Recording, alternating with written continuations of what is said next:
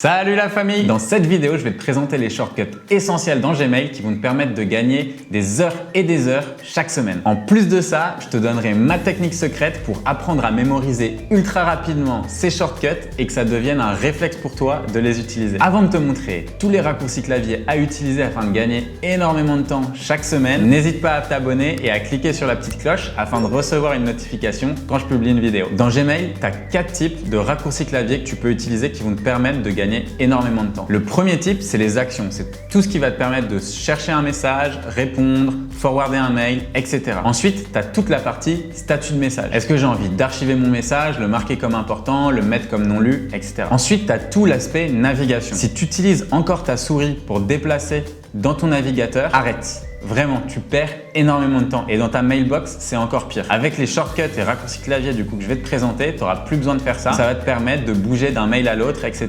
Et enfin, le formatage, donc tout ce que tu peux mettre dans tes emails. Avant de commencer et de te montrer tous les shortcuts, faut pas oublier de les activer. Du coup, pour ce faire, tu vas aller dans les settings ici. Tu vas descendre comme ça, scroller vers le bas. Et ici, tu as une partie qui s'appelle Keyboard Shortcut ou raccourci clavier.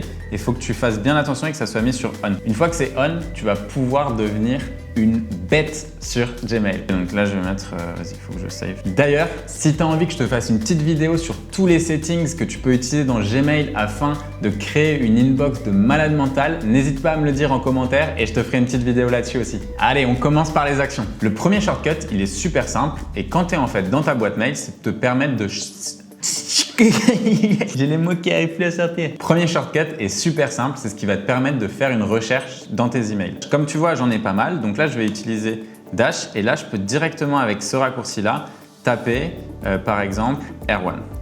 Et là, je vois que j'ai un message d'Erwan qui apparaît. Lorsque tu reçois un email avec plusieurs personnes dans la boucle, tu as plusieurs options. Répondre à l'email, forwarder l'email ou répondre à tous. Pour répondre à l'email, il te suffira simplement de cliquer sur R. Pour répondre à tous, tu devras cliquer sur A et pour forwarder l'email, tu devras cliquer sur F. Une fois que tu peux répondre à tout le monde comme ça avec ces 3 lettres que tu peux utiliser de façon très rapide, maintenant si on revient sur la page d'accueil de ton Gmail, l'idée c'est que tu veux aussi pouvoir potentiellement écrire un message rapidement. Pour ça, il te suffit simplement d'utiliser la touche clavier C. C en vrai, ça veut dire composer. Donc en gros, tu composes un email rapidement. C'est un bon moyen mémotechnique aussi pour s'en souvenir. Tu vas pouvoir naviguer aussi entre les champs. Là, je vais écrire un mail à mon vidéaste et la personne qui m'accompagne sur toutes mes vidéos, Erwan. Je vais envoyer mon message à Erwan. J'ai envie maintenant de mettre un objet. Je vais donc appuyer sur la section Tab, tabulation.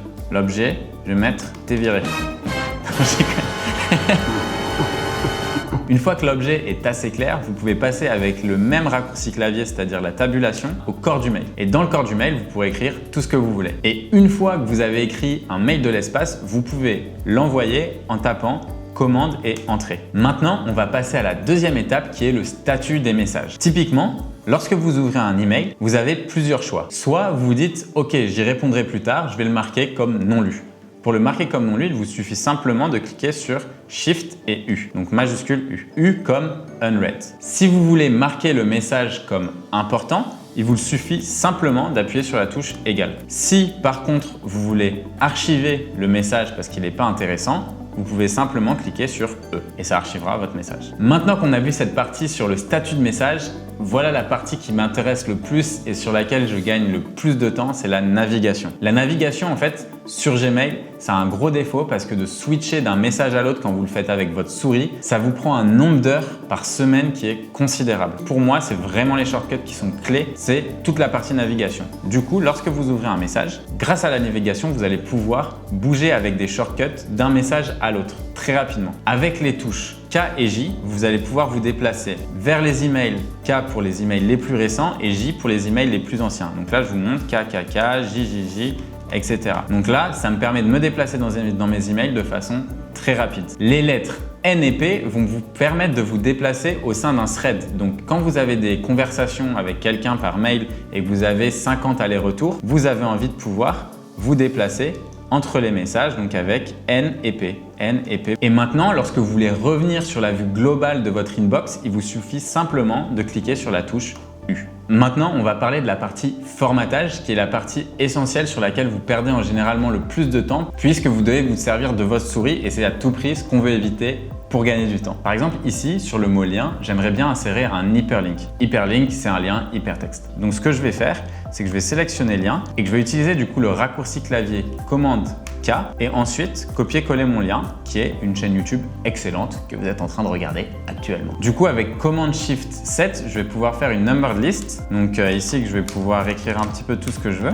Et avec commande Shift 8, je vais pouvoir faire une liste à puces ou bullet points. Ensuite, vous avez bien sûr le formatage classique où vous pouvez faire commande B afin d'écrire en bold, commande I pour écrire en italique. Ça, c'est assez classique sur tous les éditeurs de texte qui existent aujourd'hui. Donc là, tu dois te dire, super Guillaume, tu m'as appris plein de shortcuts, ça a l'air cool, mais jamais je pourrais me souvenir de tout ça. Comment est-ce que je vais faire pour les mémoriser? Si tu as un Mac, l'idée, c'est de cliquer ici sur la petite fusée, Launchpad, et tu vas taper en haut dans la barre de recherche Stickies. Stickies, en fait, c'est comme un post-it. Ici, tu vois, tu peux t'écrire potentiellement tout ce que tu veux. Ce que je te conseille, et je te le mettrai en commentaire, c'est ce que je vais te copier-coller toute la liste de ces shortcuts que j'ai mentionnés dans la vidéo. Donc, tu pourras juste copier-coller les shortcuts afin de les avoir directement sur ta sticky note. Par défaut, cette sticky note ou ce post-it virtuel va passer en arrière à chaque fois que tu utiliseras une nouvelle application. Moi, ce que je te conseille et ce que j'aime bien faire au début quand je dois me familiariser avec des shortcuts sur une application,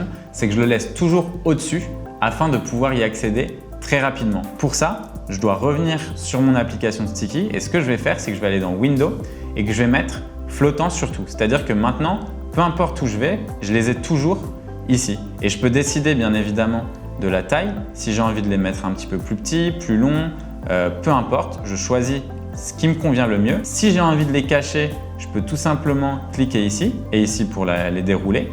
Et enfin, ce que je peux faire aussi, c'est décider de les mettre un petit peu en transparent afin de moins les voir. Donc comme c'est une couleur jaune assez forte, vous pouvez aussi changer la couleur bien évidemment ici. L'idée, c'est d'avoir un petit peu de transparence. Donc avec ça, ce que je vous conseille, c'est de le mettre à la taille qui vous convient afin justement de pouvoir avoir accès rapidement à tous vos shortcuts sans avoir trop à vous prendre la tête. Et après quelques jours, vous verrez que vous les utiliserez naturellement. J'espère que cette vidéo t'a plu. Si tu as besoin de plus de conseils sur Gmail, n'hésite pas à me le dire et n'hésite pas à me donner aussi les shortcuts que tu préfères et s'il y en a que j'ai oublié bien évidemment en commentaire. À très vite, ciao!